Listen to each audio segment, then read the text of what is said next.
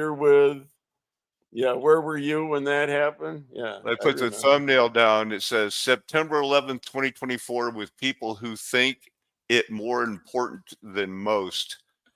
And that would be us because, the whole theology of the last 45 years in Daniel, that's a pretty big deal.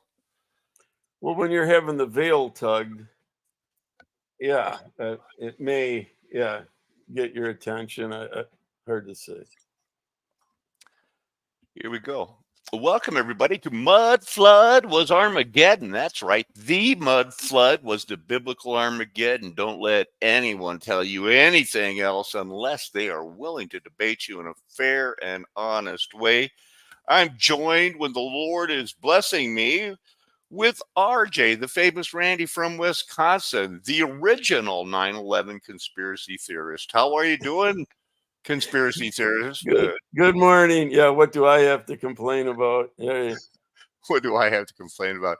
You know what? I have to share with you. You know what I'm going through right now? Yesterday I went to, it's only been 3 weeks since I found out they hadn't been taking the money for my scholarship and paying the rent, and I supposedly owed them some money, so I paid them half.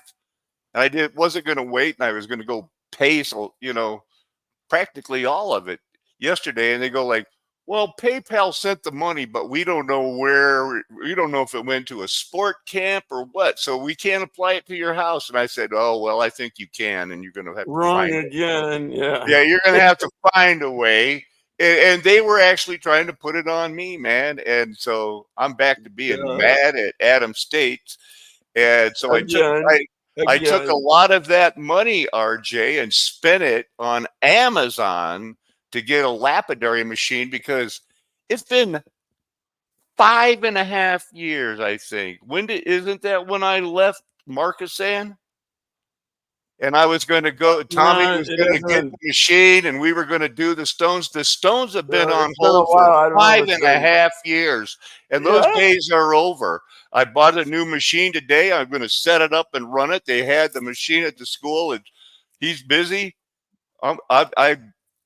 This has got to get done, and I'm going to do it. And I don't care if they end up saying,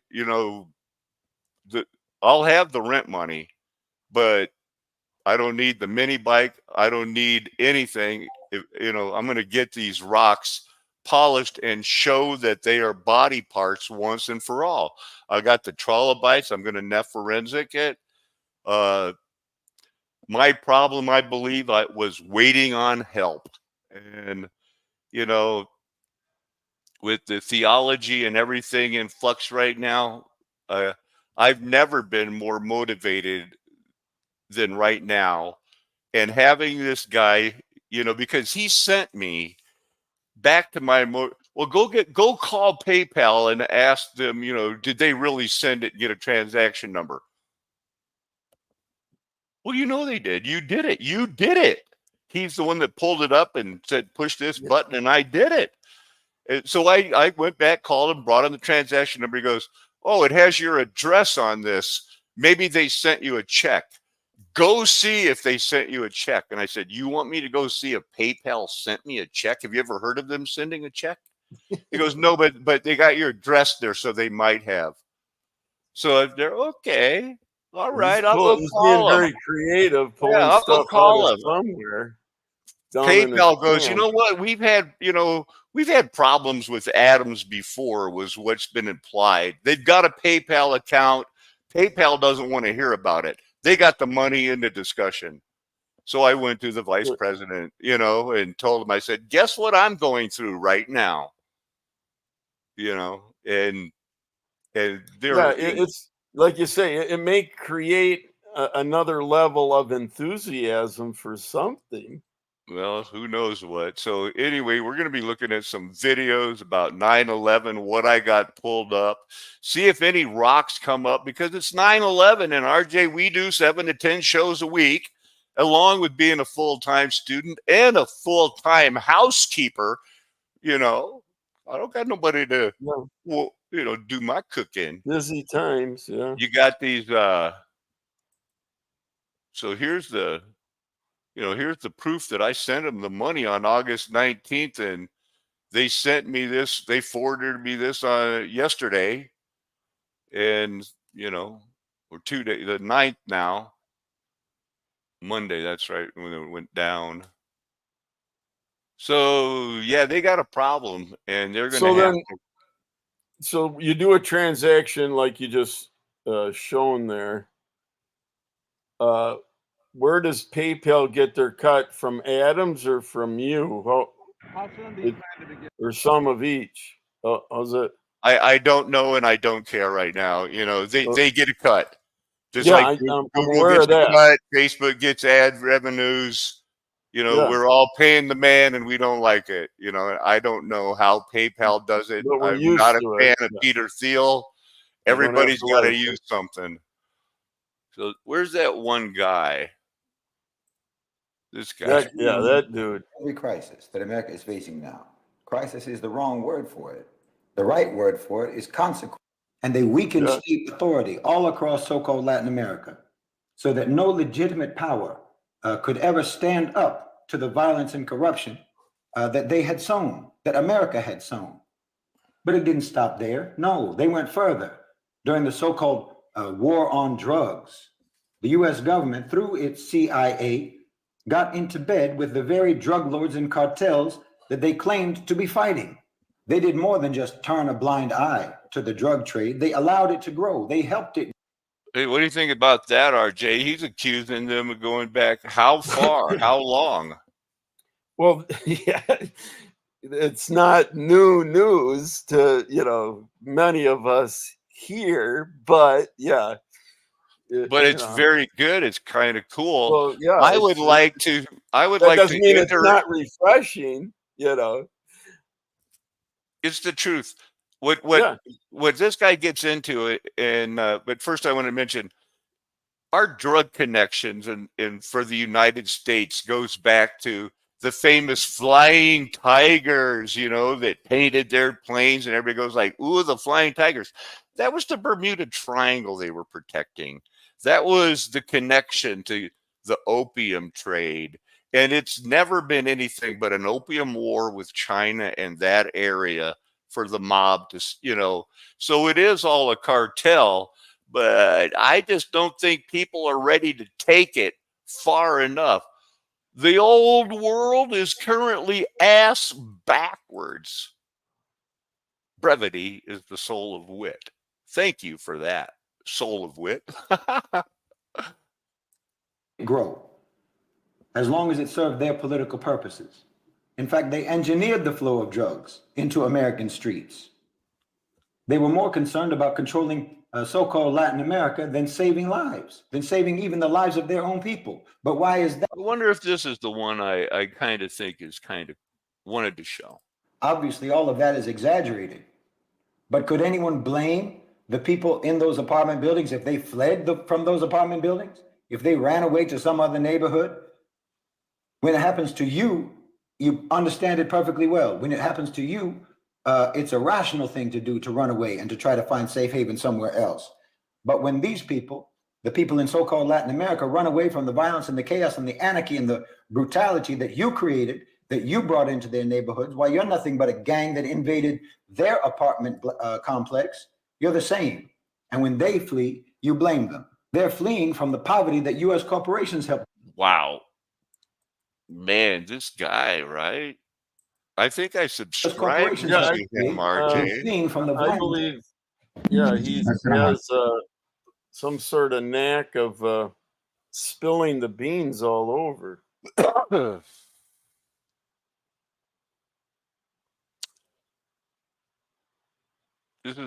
they had sown, that America had sown. But it didn't stop there. No, they went further. That's not, let's see. History is a ledger. Did you send me this one too? Yeah. This is the one where he talks about repentance. Yeah, this is only like a day or two old now. That was quite current. Half a day old. Check it out. Whatever, yeah. Home countries. And then when those people come to your country, you have the gall to say that they're leeching off the welfare system and stealing your jobs. Meanwhile, all they're actually doing is expecting you to stick to the so-called values that you espouse, about citizenship and equality and so forth. And there's nothing that you hate more than that, being expected to actually act in accordance with what you say, because you never believed it. You just wanted to be believed while actually never. Wow, he just dropped Yeah, so well, the good. ledger is a debt. Yeah, That's let's what hear how he gets into it. Okay. how he explained the whole, you can only run up so much debt without having to pay the piper. You can kick the can for a while, which we have done, but yeah, Pretty hard to argue with you. later, not sooner, but yeah, later, it's going to happen, and that later's coming up on us quite quickly here. Yeah. Anybody want to argue with RJ that we haven't kicked the can down the road? He's right here waiting for that argument. Any given moment in the present, you're both settling some accounts and anticipating outstanding payments that will be coming due. The further you move away in time from a past action, the closer you're coming to the consequences of that action. But people, especially on a collective level, on the level of nations, they imagine that the more time goes by, it means that they may never have to pay, as if that transaction just got lost and forgotten somehow. But no, the longer you go without a reckoning, the closer you're getting to the reckoning. All of that to say, America and the collective West have been buying their actions on credit for a very long time, and alarmingly expensive actions that have a monstrous cost, and they've been doing nothing but compound their moral debt all this time. Huh. He's trying to tie in the fact that it costs so much money to take those astronauts to the moon. Ha ha ha. Well, yeah, there's some logistics. And then it comes out like, if you're lying about that, and we've ended up with a moral debt. Did I tell you the truth? Are we going to be judged for that? Does God still judge? Years. As if the books will never be balanced. But that's not how history works. History is the continuous balancing of the books over and over again. And in fact, we're witnessing this happening right now in the West, to the West. The scales are rebalancing.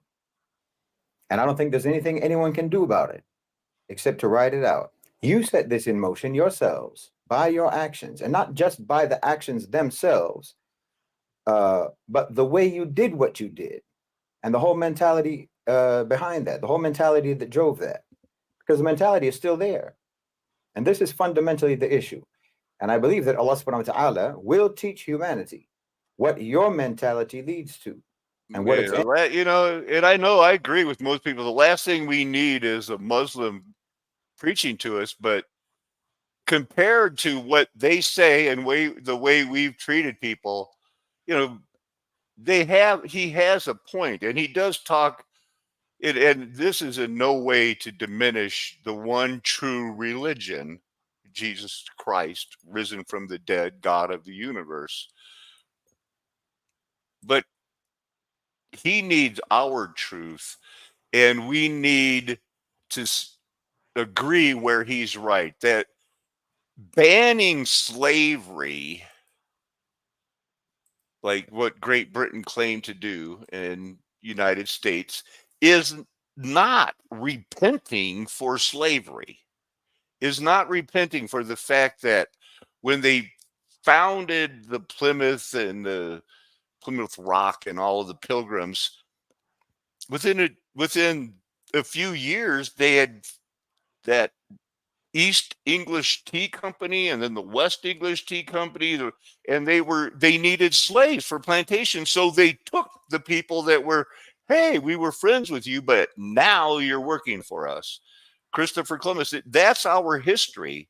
And that is something that you can't just go like, well, we've traded that slavery for sharecropping or for debt slave or for this credit economy where I don't know what they say, 4 out of 5 people worry about their credit card payments. That's understandable, I guess. Yeah, the preamble is an interesting read, How for so? what it states. you know, in the No, I don't know.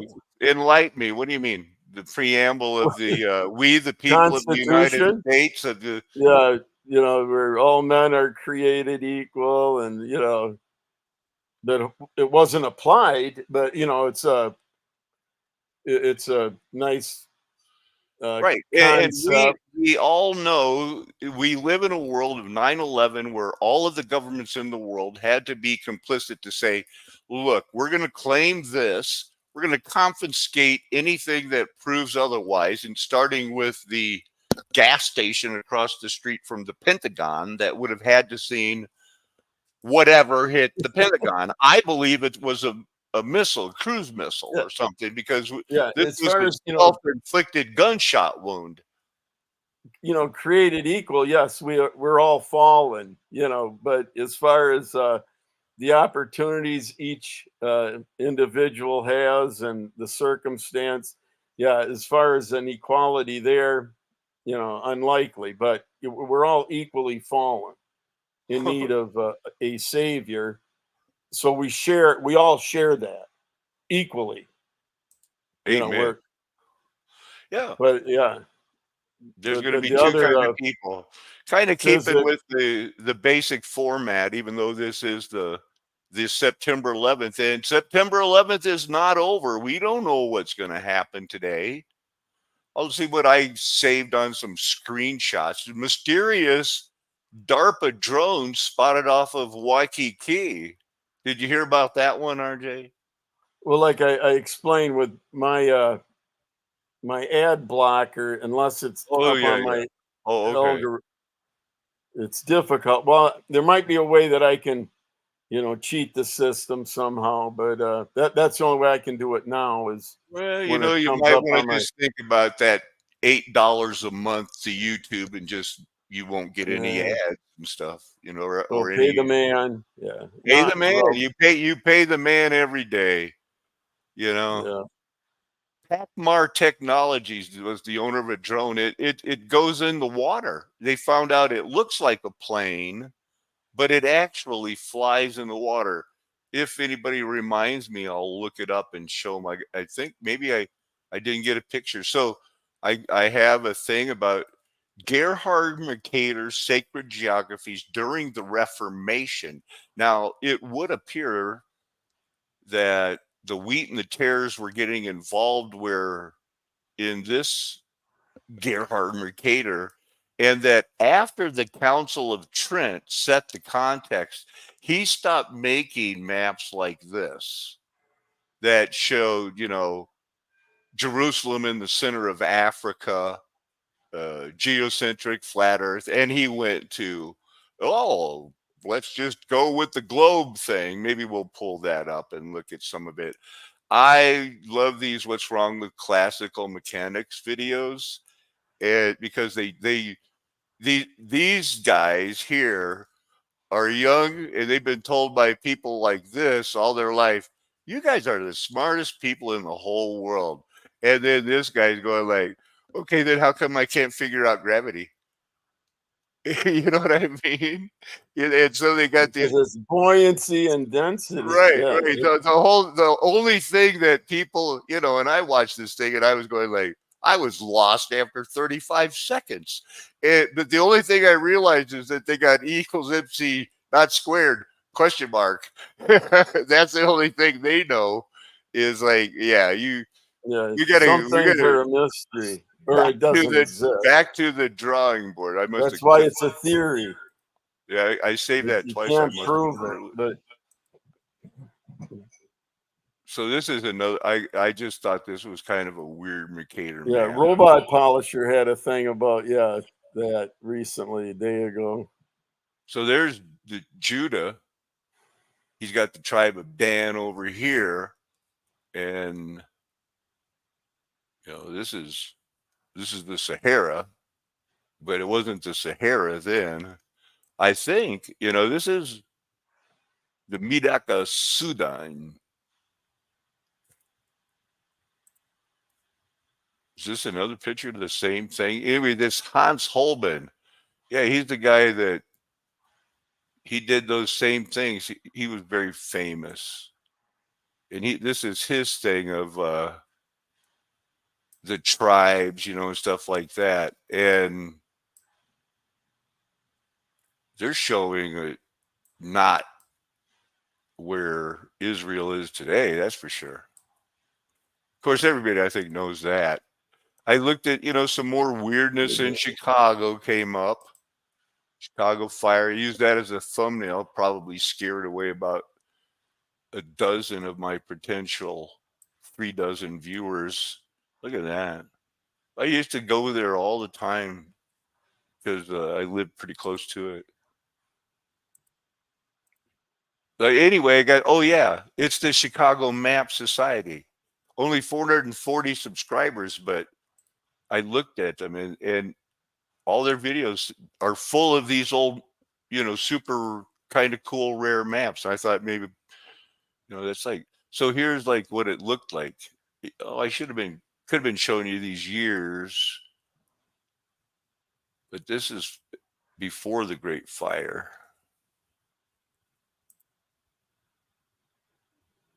Hey, I decided I'm going to do my next college paper that's in this history and culture class about the history of eunuchs and try to tie it into the Book of Enoch, RJ. What do you think of that one? Should be the definitive paper, I think. So here's patient waiting. Yeah. Patiently waiting for it. Yeah. So which one of these isn't considered a punishment today? Probably the tattoo. Probably the tattoo. Yeah, that's was the 5 ancient punishments. Right at the top. Yeah, the other ones would be way more severe. I'm gonna get it. I bought a machine today. I bought a machine to change rocks, man. I am going to. It is time for to take the matters into my own hands. I'm going to show that these are body parts, where they came from, do the best I can, and all of that.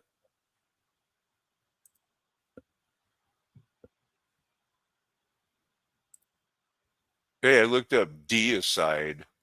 I wanted to see if it was a word. It is.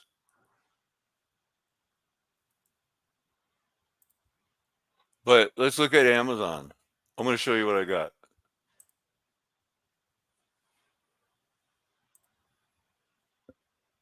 Is that to make a choice, deicide, to decide? Yeah, Killing, God killing of a god. Okay. Let's see. Where is that machine I just bought? Give me 1 second. Don't run away. Flat lap. So you ordered this? Yep. So it's currently not in your possession. Nope. It will be in my possession between the 16th and the 19th. Look at it. It's the same thing. I saved $100. Okay. So I bought one of these. And, it's got the drip thing.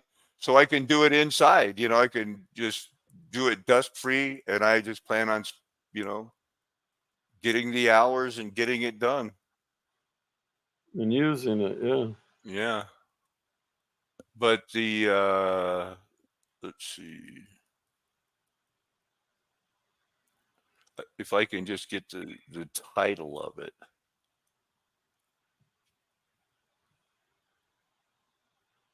Well, anyway, let's keep rolling here. Well, it is made locally somewhere. I guess. Yeah, it might be made somewhere in Illinois from if I would understand. Okay, so that's old news. That was Tracy Inman is Tracy Evans, and so that's an old plot. Creation of man. I did kind of want to go over this. Maybe we'll save that one.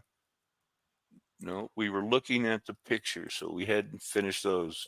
Am I sharing the screen there, RJ? It appears, yep. Notice anything different in this one? Sacred Nashville? or just well, any of them, yeah. But it is Sacred Uh, Nashville. I have never seen.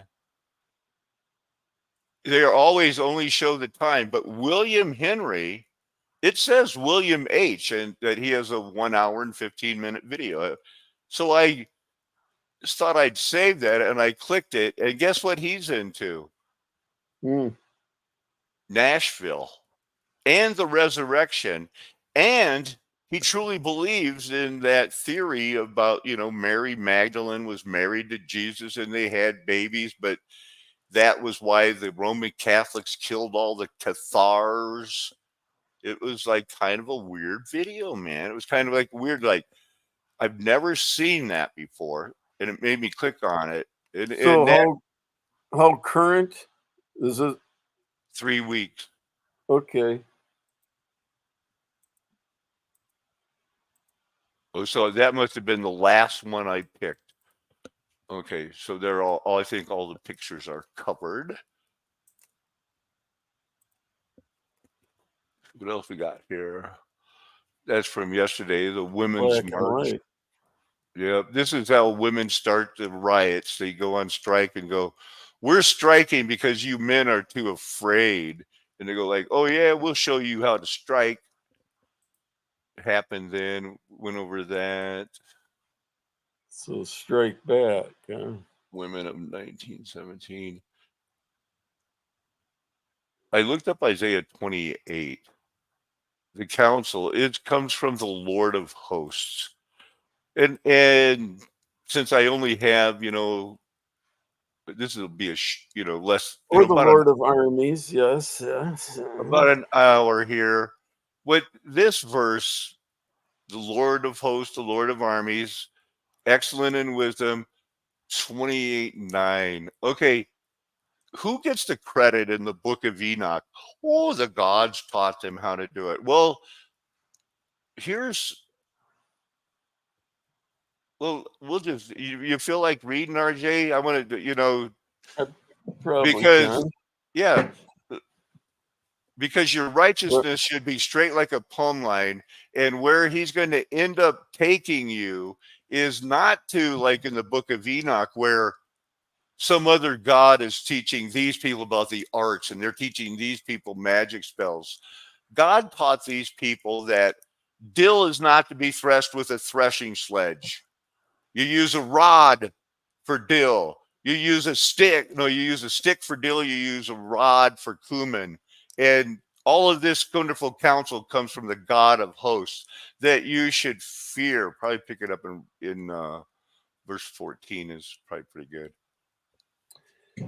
Therefore, hear the word of the Lord, you scoffers who rule this people in Jerusalem, because you have said, we have made a covenant with death, and with Sheol we'll have an agreement. When the overwhelming whip passes through it, will not come to us. For we have made lies our refuge, and in falsehood we have taken shelter. Therefore, thus says the Lord God, behold, I am the one who has laid as a foundation in Zion a stone, a tested stone, a precious cornerstone of a sure foundation. Whoever believes will not be in haste. And I will make justice the line and righteousness the plumb line. And hail will sweep away the refuge of lies, and waters will overwhelm the shelter. Then your covenant with death will be annulled, and your agreement with Sheol will not stand. When the overwhelming scourge passes through, you will be beaten down by it. As often as it passes through, it will take you. For morning by morning it will pass through, by day and by night. And it will be sheer terror to understand the message. For the bed is too short to stretch oneself on, and the covering too narrow to wrap oneself in. For the Lord will rise up as on Mount Perazim, as in the valley of Gibeon. He will be roused to do his deed. strange is his deed, and to work his work, alien is his work. Now, therefore, do not scoff, lest your bonds be made strong. For I have heard a decree of destruction from the Lord God of hosts against the whole land. Give ear and hear my voice, and hear my voice. Give attention and hear my speech. Does he who plows for sowing plow continually? Does he continually open and harrow his ground? When he has leveled its surface, does he not scatter dill, so cumin, and put in wheat and rows and barley in its proper place, and emmer as the border? For he is rightly instructed, his God teaches him. Dill is not thrashed with a threshing sledge, nor is a cart wheel roll over cumin. But dill is beaten out with a stick, and cumin with a rod. Does one crush grain for bread? No, he does not thresh it forever. When he drives his cart wheels over it with his horses, he does not crush it. This also comes from the Lord of hosts. He is wonderful in counsel and excellent in wisdom. So, God is the one that gives all this knowledge, because I myself can't see myself going, you know what? Let's take this seed and beat it with a stick. And somebody else go, why not a rod? Maybe a rod. How would I know? But they do. We see the pictures of them throwing the wheat up in the air and the chaff throwing away, and the round wooden tools, and we think, easy as pie. I would have thought of that. Maybe you would. Maybe you wouldn't. Maybe you beat it with the wrong stick. Maybe you Well, didn't and that's know. just it. Someone that has a new or, where does that idea come from? If it's a good idea, yeah, Yeah, it might be the Lord. Go right. figure. So this this You picture know, kind of in looks its like a process of elimination, something may work, but if something works more gooder, yeah, you usually want to try go with the that. more efficient, Yeah. y- you know. It- I stopped it here, but let's go back here. The first, what in the world, but it's everywhere. In my culture class, it's right in their laws, and then we know in the Bible, they all had eunuchs and stuff. And that just seems like another connection for, the ancient world being interconnected, but wacky. The Yeah, it wasn't just for the chorus either. Along the Yeah. years, during which the Han dynasty was slowly crumbling, these eunuchs successfully ousted rival officials, including important generals and ministers, acquiring more and more power. They used their authority and influence to embezzle much wealth and strengthen their despotic position. The 10 attendants' actions inevitably further destabilized state affairs and contributed. So the 10 attendants were eunuchs that this didn't last long. Yeah, embezzlement is an interesting motive. Yeah. They may not be, they may have had their privacy dealt with, but they still want money. I mean, I think, Yeah, at that point, what else is there? Yeah. it's in us, man. And even when we're saved, we have to crucify ourselves daily. Turban Rebellion.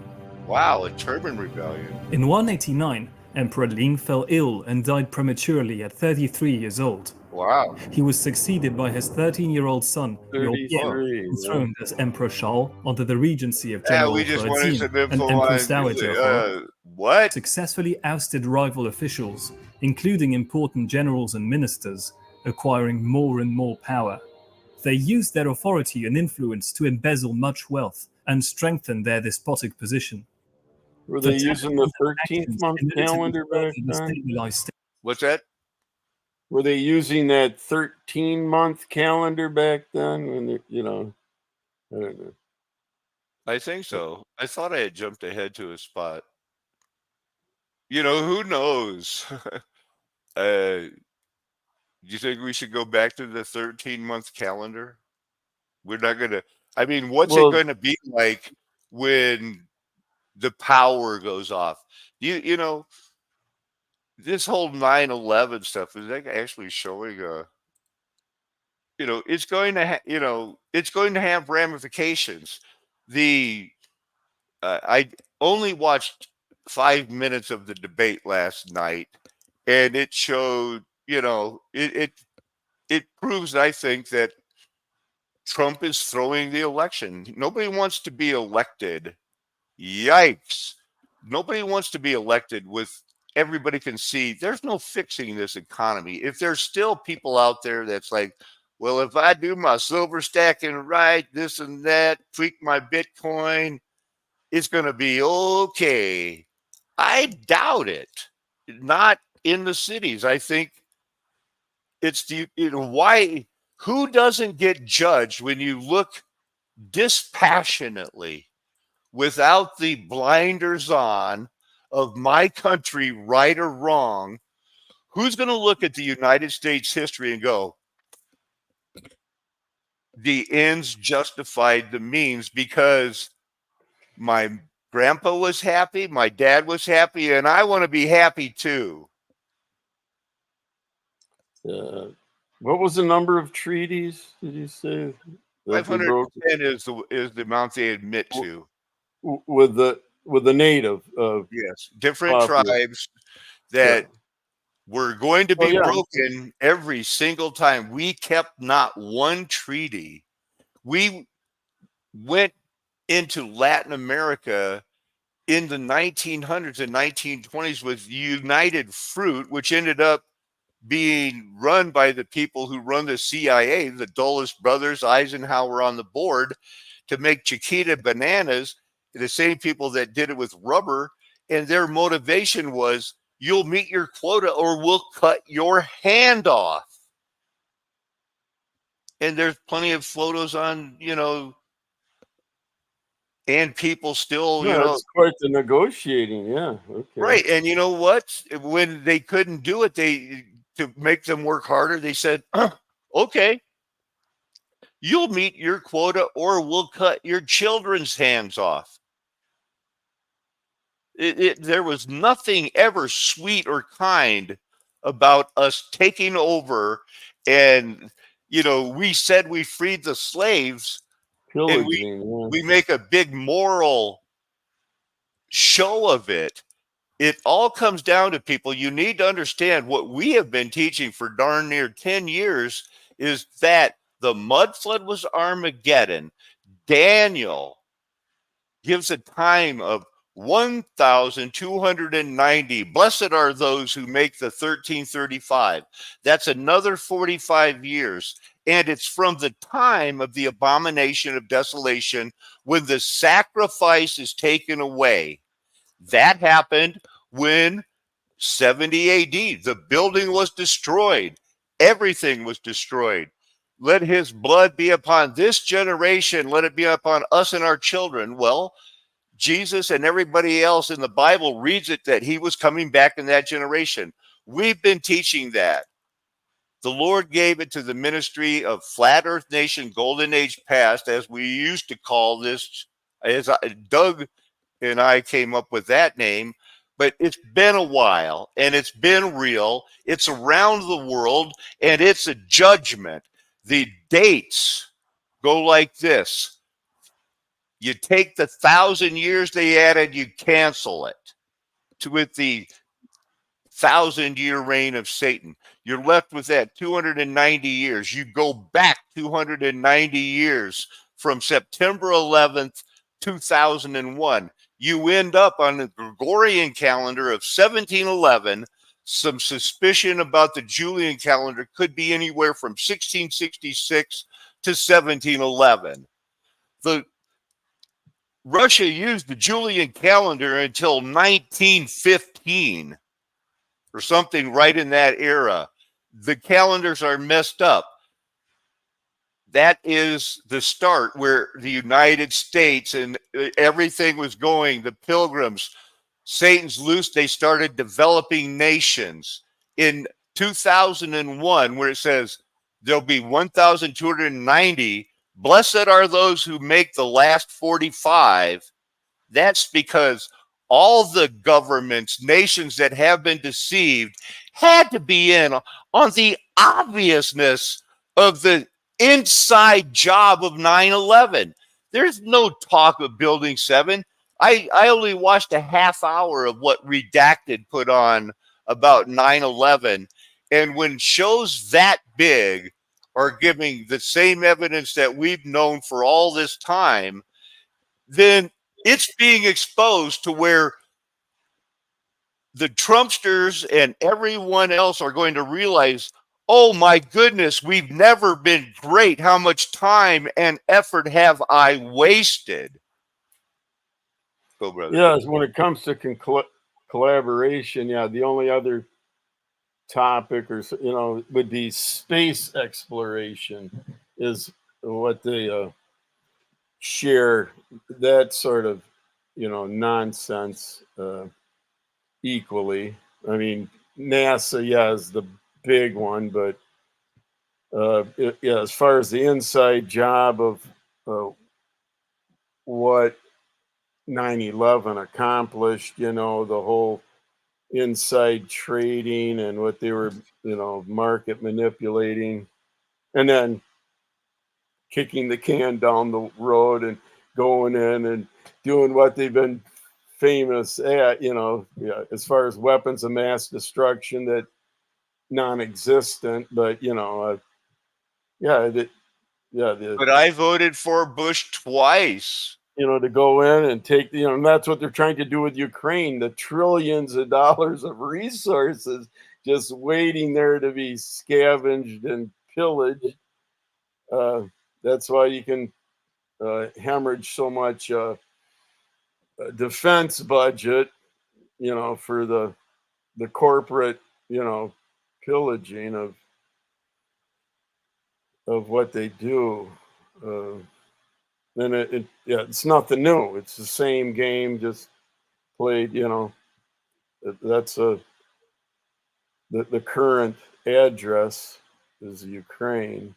Yeah, and it sounds like you're not play a little bit of that. Sounds like redacted. It sounds like redacted in the background. Yep. So I just wanted to get it set up. Ted Walter. He's the executive director of International Center for 9/11 Justice, and he just led a big symposium over the weekend with his presentation called The 9/11 Hijacking Myth Exposed. And Ted joins me now. Ted, great to have you here. Great to be here, Clayton. Always good to see you. And great to see you, and great for all of the work that you've been able to do. If you ever want to have a debate, symposium with all of these different speakers to shed the truth, you wouldn't even be talking about. So we're starting with the hijacking. Your ideas of it add 1,000 years for Christianity, unless we put together what Fermico was talking about and right. So and then all of the other and made it into a Christian movement. So whatever you got, you're late to the party, dude. Don't even try to come off like that here. Who's never been exposed to all of the pieces of truth that you've exposed over the years. Can you sort of just give us an umbrella understanding of what are some of the main big lies told on that day? Absolutely.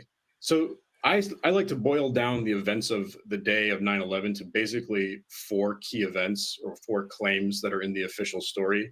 The first is that these 4 planes were hijacked by 19 young Muslims.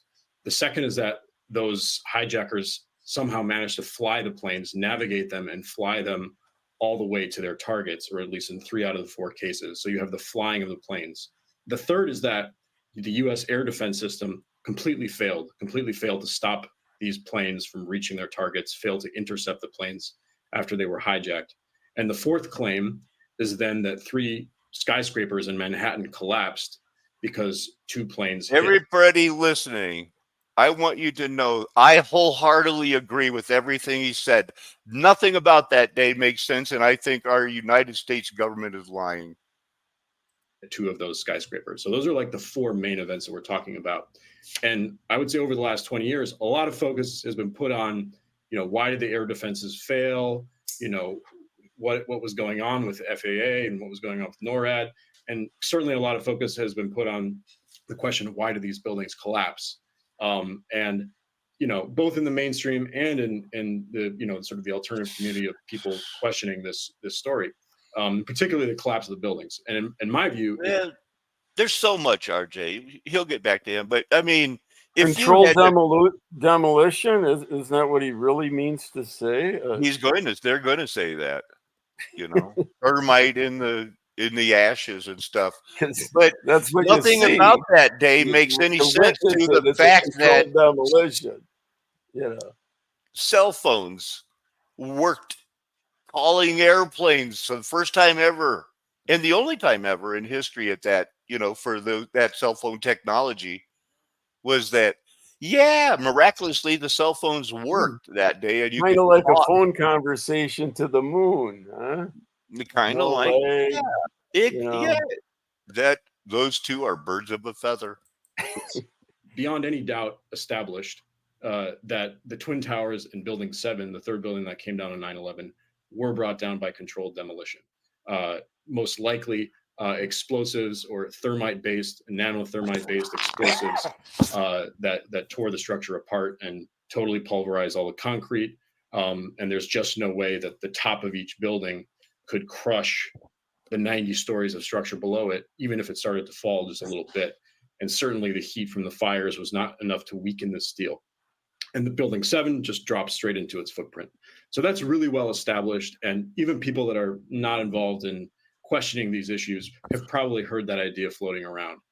The two events that I described first, the hijacking of the planes and the flying of the planes, and our argument, which is that there's no way that the alleged hijackers could have actually successfully hijacked the planes and then flown them to their targets. It's less talked about. It's just kind of assumed that just happened, right? So as an organization, I missed that. I know that one guy. That's Mohammed Atta. He's the only one I know. You know any? I don't recognize, faces don't mean much to me. It's less talked about. It's just kind of assumed that just happened, right? So as an organization, the International Center for 9/11 Justice has decided to put a lot of focus on those first three steps of the story, because we feel like the demolition of the buildings is already really well established. And so for this symposium, we were basically presenting research that we've done over the past year. And my focus was on how plausible is the story of these hijackings, and do we have any real evidence supporting them? Because when you start to dig into it, all the evidence for the hijacking story entirely come from the phone calls that were made, or that were purportedly made from the four aircraft by several of the passengers and flight attendants. And so I can dive into that. Yeah, let's get to the phone calls in a second. You say that everything starts with the hijacking piece of the story, and you're absolutely right. We've covered extensively here on the show about the buildings, and that's how James Colbert did it. Use about 12 years ago, right? With the Colbert report. Follow the trillions or whatever, and then he gets into the inside trading and where they're intercepting, for a moment, and doing their deals. And then that being double or tripled insured, that guy that bought Abraham Silverstein. Yeah. The whole, Colbert, exposed this, a long time ago. And I think our job is to say, why now? Why then? Why did some people? Well, it's God's will. And this is all going to be exposed. Why doesn't anyone listen to the truth? Yeah, go figure. Again, there will be people brought to the truth, but the majority of the people are still going to go out and vote for Kamala Harris or Donald Trump. And I think Trump is throwing the election. Of course, the economy is going to go bad. We're waiting on the wings for Michelle Obama. Right. I'm the guy that could maybe sometimes, look for my glasses, with a flashlight on my phone, or look for my phone with the flashlight on my phone. But it's been a long time since I've been wrong about the Bible or what the heck is going to happen in our future. And, people can take that and the best thing they could do is go back and find out, you know, look at the show, say where we've been wrong. It's if especially on doctrine that we have been uncovering in these last 5 years that I've been ignoring the Stones. A few more minutes of this, RJ. Anything you want to add? No, yeah, let her roll. The controlled demolition of that. That has been a huge part of the story. Most people have been focusing on that. But you're right. I think the hijacking piece of it is arguably more important because that is the theatrics that were used that day to get us all scared, right? That's changed air travel forever, and we have to take off our shoes. We go through massive screening processes now as a result of all of this, right? The total control and scanning of our faces using biometric data, all of these things stem from the idea that these planes were hijacked. So let's get there first. You believe that, first of all, these planes were not hijacked. They were controlled. So talk about that, and then I want to play some of the audio clips. You can toss to them, play them however you want, because and tell us what we're hearing. Yeah. So I think first of all, there's the plausibility question. Is it plausible that hijackers could really hijack all these planes? And when you look through history, there's only a handful of cases where hijackers have actually tried to remove pilots from the aircraft, and in all these from the controls of the aircraft. And in all of these cases, they're unsuccessful, and it's a really chaotic situation. You know, the fights ensue, passengers and flight attendants get involved. Sometimes the pilots do manage to contact air traffic control. And it's a messy, chaotic, scary situation that usually results in the hijackers not actually getting control of the planes. And on top of that, we know that these hijackers, these alleged hijackers, the so-called muscle hijackers, were all quite small. They're all under the height of 5'7" or 5'8". They all weigh, under 135 pounds or so. And then we have these pilots on the plane who are all 6 out of 8 of the pilots are military trained. We flew in the Air Force and the Marines, et cetera. And then you've got a lot of people on the plane who are also really strong or well trained. Who, what happens in these types of situations? Much info. Just stayed contained in the cockpit, right? And so about a minute and a half later, you start getting phone calls supposedly coming from the flight where passengers are reporting what's going on. And lo and behold, and this is for all 4 planes, not just Flight 93, but Flight 93, it's the most obvious because we have these radio transmissions. Nobody reports the actual cockpit entry, how the hijackers got into the cockpit.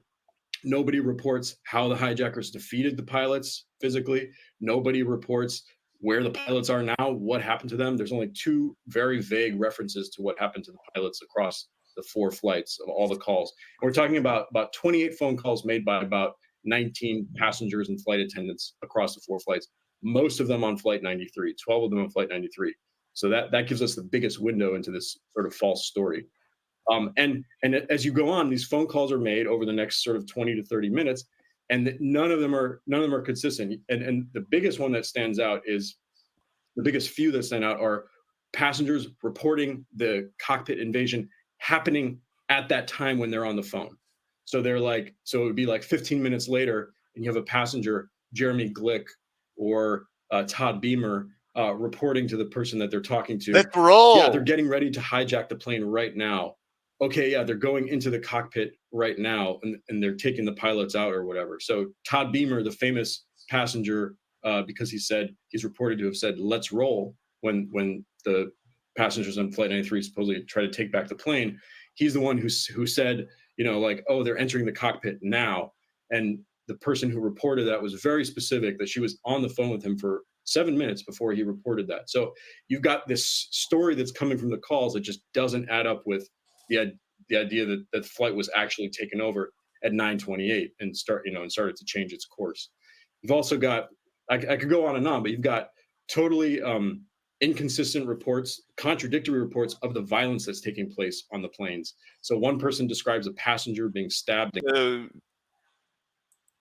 It bothers me that Clayton is so into UFOs, because as people, like Joe Rogan and other people are coming out and joining the conspiracy theory, and, they're not doing it for like, oh my gosh, God is judging the United States because, they've been bad and faking the Bible for all these years. So go ahead, man. You got anything here? Let's see. I wanted to. Well, yeah, it's. I mean, you keep watching. You know, it's been a long. 23 years now. So, yeah. Here, check out this guy here. I do want it. Because they offered a prize in 1940, and maybe we'll just wrap it up with this and say, they say keep them wanting more. Am I sharing? I am not. So here you go. I want your opinion on where did this guy Indian with the skull come from? It's a prize, and then we'll get a little. This is the guy that had his own timestamp where it gave his name, but where it usually shows time. That's the decapitated head of John the Baptist. And because the early Christians actually worshiped John the Baptist, they didn't worship Jesus, they worshiped John, the great Essene initiator. And after his head's chopped off, Mary Magdalene claims it, and this is why she's got her hands with this. This is not in the Bible. This is all their apocryphal stuff. We don't believe this if there's new people there. So this is that Da Vinci Code stuff, RJ. That Jesus. Well, yeah. Herod's wife's daughter is the one that gave it to her mother, wasn't it? Right. Herodias, because John the Baptist had called out her adultery. Right. So he had her. She had her little. Yeah, and he had been in prison. He had been in prison for a while, but then with that party going on, and ask whatever. Yeah, that's how that all went down. Because he said, whatever your request, up to half the kingdom. Well, she just wanted a head on a platter. John's in particular. Right. And she didn't know what she wanted. She went and asked her mother. Correct. And her mother said, "Get me the head. Get me the head." So this guy makes that's a good example. This guy makes way too much, and so does the Da Vinci Code and all the Dan Brownites. But this leads. It says he's wrapping this up. Very famous M signature, the way she's holding her interlocking fingers on this skull, and then the candle symbolizes illumination. And this is a highly mystical painting. Georges de la Tour. It's in the Metropolitan Museum in New York City, and portraying Magdalene as this illuminator. So I'm showing this to you because I went from the head of Osiris to the head of John the Baptist, and Mary Magdalene, all these mysteries. We've talked about the head of Osiris. Now we've talked about the head of Mary Magdalene's got. Now we want to talk about the place of the skull. Here we go. And by the place of the skull, I mean Nashville, Tennessee. Yeah, man. Who knew? On February 2nd, 1949, the Nashville Banner wrote an article saying the city announced a $150 prize to anyone who could explain why there was an Indian on the Great Seal of the city of Nashville. So Nashville's had this seal of an Indian holding a skull, but nobody knows what it means. So some bright person at the Banner in the Tennessean said, well, let's have a contest and let's at least come to some idea of what this could possibly be. So the Tennessean also offered prizes for the best name for the Indian depicted, because nobody knew who this was or what it meant.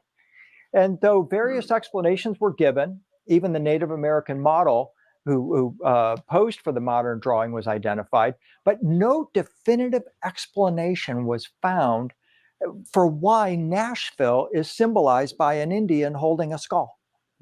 They agreed, or the contest winner said this is a Native American chief, a Cherokee called Akananastada. The skull and implements of war were buried as a symbol of peace in a ceremony with General James Robertson, and tobacco symbolizes a source of wealth and a gift from the Native Americans. That's just whatever. You can say anything. This represents a Toyota, if you want. And it has as much validity as what they're saying here. It reminds Nobody me of knows Fonzie when Fonzie grew up. Indian with a skull, but yet you see all these historical markers all over town. There's the Indian holding a skull. When was that originally created? In the 1920s. The 1920s. To a group of people that knows why. Oh, great. Well, let me give my explanation, and then Yeah, this is a very important part right here, RJ. So they got the Indian on the skull, on the modern symbol, and he's going to explain this as soon as this drunk He here. attributes it to being envisioned in 30 years before this contest. Something like that. That's when they made their seal for Nashville, the current Yeah, but seal. whether the seal was something that was already in existence prior or what. It looks like it was, and Yeah, now that- pay special attention to when this is dated to. I really want to hear you. The fact of the matter is that 1,000 years ago, Nashville was even then identified as a place with a skull, or So about right in our time frame, RJ, Yep. these people would have come out with like, well, we don't have any shell flags. Let's make a flag. It was a skull, right? Yeah, let's do the skull thing. And because 1,000 years earlier, and that would have been,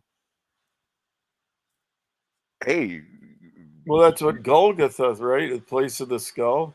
isn't that awesome? Yeah, Golgo. Yeah, he didn't bring it up, but he's Okay. more. Yeah, he's kind of weird. But go back here.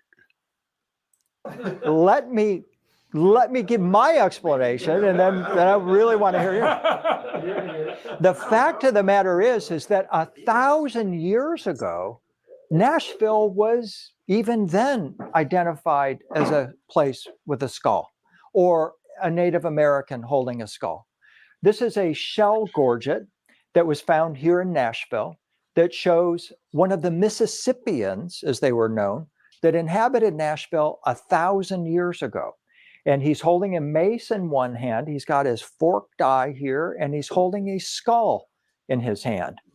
And so maybe this idea of an Indian holding a skull has been implanted in the Nashville thought sphere for a very long time. It most certainly has for 1,000 years, and we're still using it even today. This is an artist's interpretation of. I don't know. Sometimes people like proof, you know. Here's this guy that gets his own name by his timestamp.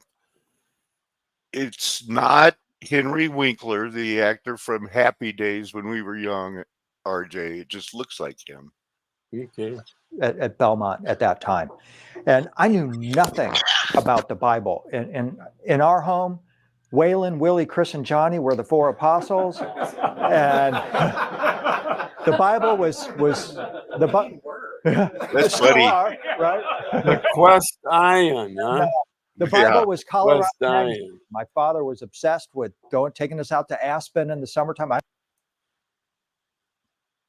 So he's obviously, his dad was rich if they're going to be taking him to Aspen in the, you know. Yeah, Like- being privileged. Yeah, that nothing wrong being privileged. Sure. A little I don't know more. why we didn't go to Colorado. We came to Nashville instead and ended up staying. And so here I am, 20 years old in a sophomore sociology class, and the professor assigns us to review a book whose implications would impact Christianity and write a 3-page review of this book. So up I go down to Davis Kidd Booksellers in Green Hills when it was there. And Wow. there's a brand new international bestseller on the shelf. I wrote a couple of 3-page reports yesterday. I would have, you know, I think this is a Dan Brown book, so we can date it back. I think this must have been the 80s or something when it. So he buys it and he doesn't not like it. Well, let him tell the story. It's called Holy Blood, Holy Grail. I pull it off. I'm like, wow, the crucifixion was a hoax. Jesus and Mary Magdalene were married. They had children. After the crucifixion and resurrection, they went to southern France. They holed up in a little hilltop village called Rennes-le-Château, and all their secrets are still there. And by the way, the Catholic Church had exterminated as many as 1 million men, women, and children, Cathars, who lived in that region to prevent the original version of Christianity from being taught. And that's, they say, this guy looking like he belongs on Top Chef is the same to me as everyone that brings it, him bringing in this extra nonsense is like the people who bring in the Book of Enoch and Jubilees and Josephus. Josephus has to be added to the list of, like, how can you fall for that? And you're a short season, golden age past kind of person. Everything he writes denies what you say you now believe because of, we're teaching mud flood was Armageddon. There's a new veil being lifted. And oh yeah, once you get done accepting that the mud flood was Armageddon, it's time to look at the Trinity. Go, RJ. Well, yeah, that's why you can't trust the Bible. Right. That's what they all No. seem to go back to. That's what they all want to Well, talk about. Yep. God doesn't know what he's talking about. No, but I believe that he does. I know you believe he does. I know that your job is to be the mouth of the 2 or 3 witnesses. Have I ever progressed on any doctrine without you agreeing on it? No, Yeah, we got well, a thing going here. Well, We got a thing going transition. here, and But when you- and that's why the intro always says, if you want to debate us, come on. And not one person. Transitioning from everything you've been taught from before you can even remember to trying to sort things out and with obviously the help of the anchor is the Bible, God's word. So by going back to what is revealed in the Bible and then changing your views on what you have been taught to what you truly believe. Yeah, that doesn't happen overnight, but over time and with the Lord, lifting the veil and seeking and through seeking his truth, I believe you'll find those that quite the unity. Does anything ever going to trigger you? Why am I the only one of us two that gets triggered? Why can you think so calm about all this? Okay, so we're gonna get you hooked on mud flood was Armageddon, the waiting on 2046, not expecting a rapture. Then we're going to work on you on the Trinity. But RJ, we're not finished. Give this a couple of minutes, and then I'm going to come back to you and give because we teach this, and they're going to have to, we can't deny it. Well, my stumbling was with physics, what's actually moving, what's stationary, and that's how I stumbled on your channel and then trying to get a hold of you, which you weren't cooperating with, but yeah, it takes effort, it takes dedication, it takes time, and a lot of it, is going to be a challenge, And this might challenge a lot of what people think about creation. Genesis 2 verse 5, we read, "When no plant of the field was yet in the earth, and no herb of the field had yet sprung up, for the Lord God had not caused it to rain upon the earth, and there was no one to till the ground." This verse defines the exact moment of the creation of man, which is the special focus of this narrative. In this way, the author of Genesis tries to demonstrate a complete absence of human existence on earth before the creation of the first couple, Adam and Eve.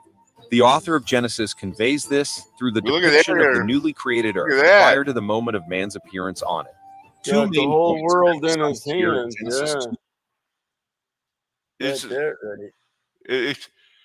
They got to keep it in people's minds. So, because I believe that, through the work on Psalm 82, and I believe building on what Dr. Heiser brought to the table, that he never really acknowledged that Jesus told the truth, that he came back in that generation, and going forward, that's pretty much, did Jesus tell the truth Yeah. about that or Yeah, not? what I see in this picture here, God is tipping it towards the camera because it's just a disc, right? Yeah, Instead of from top down, because the there's a lot camera's about over here. this video Yeah, that it's not is, from his, it's not from the vantage point of his throne room above the vaulted, dome. Now that's from that vantage point. He's tipping it towards the camera, and there you have it. he's got the whole world in his hands. He's got the whole The wide wide world. world. So Yeah. anyway, we also teach and believe in two creations, but this is kind of sketchy. So see what you can pick up. 2 verse 5. First, the absence of any traces of human culture or products of cultivating the soil. And second, the presence of atmospheric conditions that would make it possible for the existence of any culture or human life. Where did he get Yeah, I that would from? say, Genesis what 2 you 5. just said, minimum to, I think when he created, he began with the heavens and the angelic, whatever, armies, or however you want to label what's the spirit world, that's, I feel, is a creation. And then you have some sort of fall, and then as far as, uh, creating in his image. And then, yeah, then you have the creation where he has to breathe the life into the dust. They're they're different. So if you're saying that's all the same, well, you can say that, I suppose, but that isn't what's being described in my mind. Right. Uh, We by have no any bush means. of the field, no small plant. Lord has not caused it to rain, no man to work the ground. That's verse 5. In verse 6, this must be the atmospheric condition. There was no spring, there was no irrigation. When I've looked up this word too much it means irrigation. And irrigation was going up from the land and watering the whole face of the ground. And man formed from the dust of the ground. I don't think we need to, go into the atmospheric, no traces of human culture. It only says that there was no man to till the ground. There could have been, it might be hard for a 30-foot giant person or a 15-foot giant person to till the ground. They're kind of big. They're bigger than a horse, or so, I don't know. Or they wouldn't want to do it. Here's a little bit more of this guy. All this, according to the idea of the author of the book of Genesis, points to the fact that prior to the creation of Adam, there was no civilization on earth. Thus, there has been no humanity. If we were to convey the gist of the narrative in Genesis 2, it would give us the following picture. When the Lord created the heavens and the earth was a void, fruitless desert. A stream would rise from the earth, says Genesis 2 verse 6. The earth had not a... You got that part right. Well, it Now, sounds like a joke. Why in my mind, when I think of the Garden of Eden, there was no reason for pulling weeds, or, it just was how the Lord had the garden, how he created, it. And as far as, from the sweat of your brow, that was all judgment stuff after the fall. So what is being described or implied there in that little bit of video you showed, yeah, I think there's some deception being right. They need to listen to us. People don't need to listen to them. So in his own image, Jesus created singular. See what I mean there? Third person masculine Emmanuel. singular. He created in the image, so that is an image. And The they image can be in your mind, you know. It male obviously. and female. He created them. Now, when the big takeaway for Do Re Mi in this situation is that there was no man to work the ground. A mist went up. So the Lord our God, Jesus Christ, formed the man from the dust of the ground and breathed into his nostrils the breath of life. That has nothing to do with what they described in Genesis chapter 1. But instead, anew from the dust, and the dust is the key, ashes to ashes, dust to dust. It ties into what almost could be considered, like what they try to portray Jesus as the head of the divine council is, well, no, that means Zeus. And if Christians are dumb, Psalms. But they're, if you're going to die like men, and then later in another creation before, because who knows how many times, it mentions it. There is a divine council. They are Elohim. Jesus judges them. How long are you going to be ruling your nations? Maybe like the strong-armed children of Lot, the Ammonites and the Moabites. They were their own nations, had their own God. And these divine council, no, because of all of your shenanigans, and even though you're gods, sons of the Most High, created like, not begotten, but to be Elohim, like Jesus was, to rule over these nations, to deal with whatever Satan tried to pull, whether it was poisoning the minds of them or actually deicide of assaulting our Savior, believing that he didn't have an immune system that where nothing sinful could ever enter him. The sentence was to the Most High of them, they're going to die like men. And I believe that Well, we does were that made. imply they are men, or they're not men, but they're going to die like men? I know they're using Prince. And how did the men die? When the glittering sword hit the flood in Noah, we have the example that it doesn't say, oh, they drowned in the flood. They perished in the flood. They were reserved in judgment, which is why we got to get back to the stones to prove that the stones are crying out, because they are reserved in judgment. It goes back to the triumphal entry of Hosanna, Hosanna. Tell your people to stop calling you the Messiah. Well, it's prophesied they would. And if they don't, everything in judgment is free to go. There is no judgment. John the Baptist, he was talked about earlier. He said, from these stones, I could raise up descendants from Abraham. The stones will cry out. We are living stones to be fit in to the body of Christ, or we are not. Or we are not. So, no, it's not Zeus.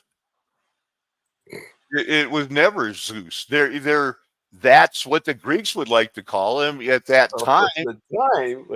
The Greeks are the Gentiles who eventually realized that from decree on high from Nebuchadnezzar, enforced by Cyrus and others, there is no higher God than the God of Israel.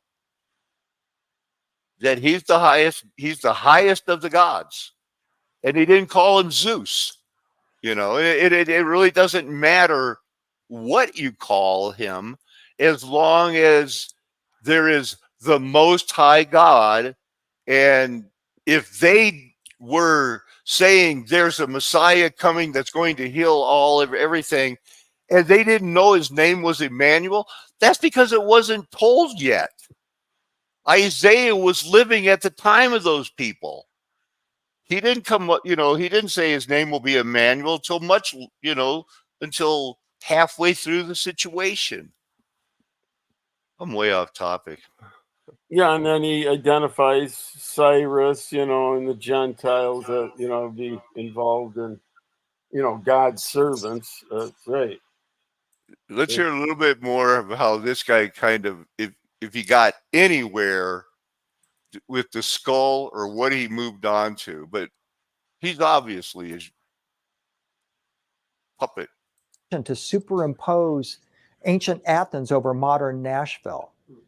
Nashville has been called the Athens of the South, supposedly because of the number of universities that we have here.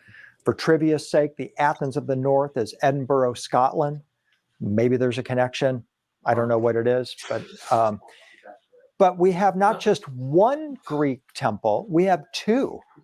If you go down to Legislative Plaza, this obviously is our state capitol, and you see this temple complex there to the left. Inside is this beautiful statue of the god Mars. In ancient Athens, according to the Apostle Paul, he was debating the Greek scholars at Mars Hill. And this little temple sits up on its own hill that we call it Capitol Hill, but I call it Mars Hill because of this statue of Mars in its own temple enclosure, built by the same people that built the Parthenon in the 1920s at exactly the same time. So there was a deliberate intention to create two temples from ancient Athens. Well, I guess the one thing we can that's say, who gets credit. Yes, whatever. one thing we can say that we proved is that, so it's not only the Tartarian movement that has noticed, wow, there's some old buildings that look like they're Greek and Roman and stuff like that in the United States, and wait till they find them all over the world. But as usual, what it's going to come down to, it doesn't matter if you're called, predestined, chosen, or elected, or adopted. Unless your heart is changed enough to at one time you've been, emotionally and hopefully physically on your knees saying, Jesus Christ is God, the Bible is true, he died for my sins, and you believe it in your heart, and then you confess it with your mouth. That seems to be proof that then you may have been called, elected. But unless somebody, it's not a ritual. I'm not talking about a ritual.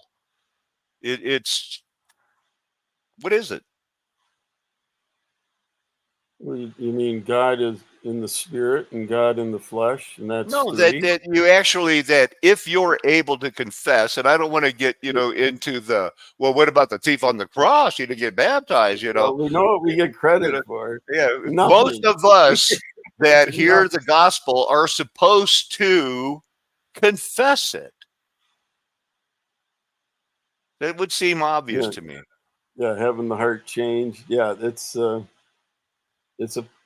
process. I'm not saying it's instantaneous, but yeah, maybe it is. But it something changes in it. Yeah, as far as setting a stopwatch to it, I wouldn't recommend it. But something happens in real time, and you're not the same. And the example of John 3:16 of being born again,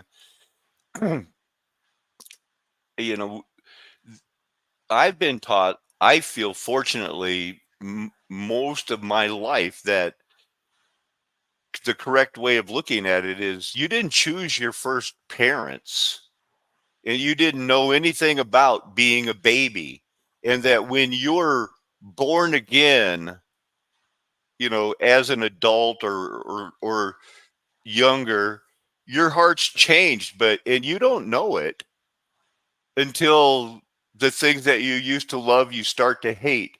And then once your heart is changed, you hear God's voice, the shepherd's voice, and you're drawn to it. And that leads to, and we'll close with this. It'll be, we'll wrap it up in an hour and a half. This won't take long. What I call the scariest verse in the scriptures is John 6:66. What do we do with it? What did they do with the 666 in the Bible of, what is arguably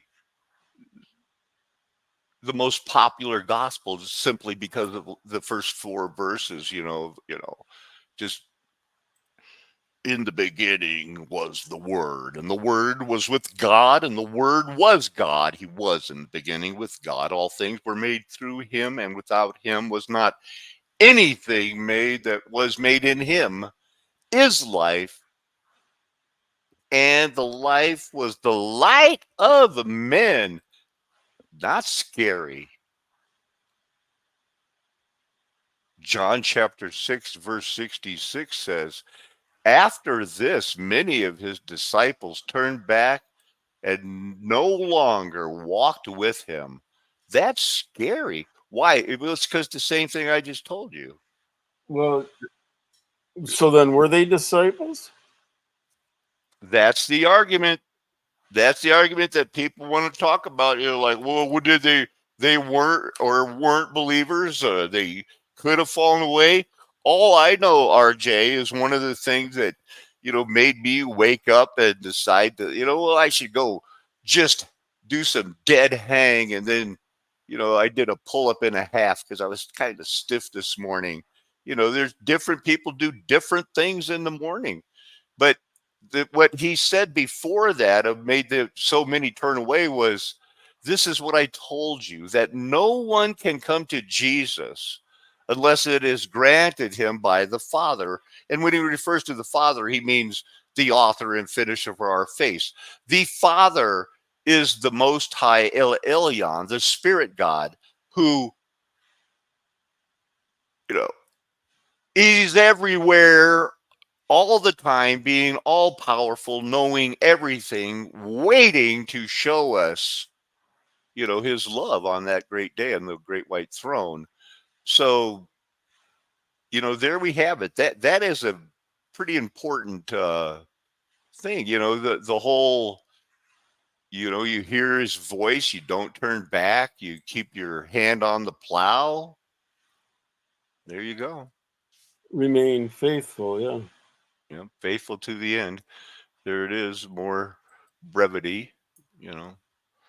The Spirit is dealing with the spirit world, and we are along for the ride.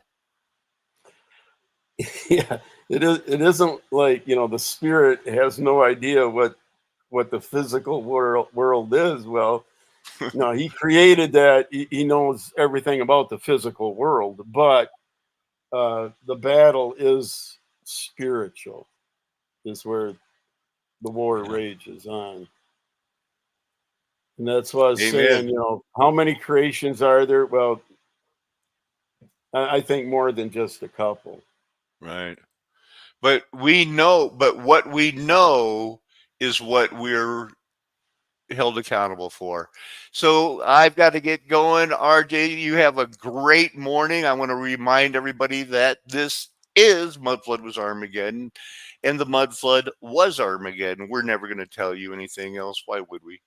We are here to try to prove to you we have your best interest at heart. Amen. Hallelujah. Aho. Aloha. Arrivederci. The memorial Ciao. show. Sayonara. Aveda se nakame. And sweet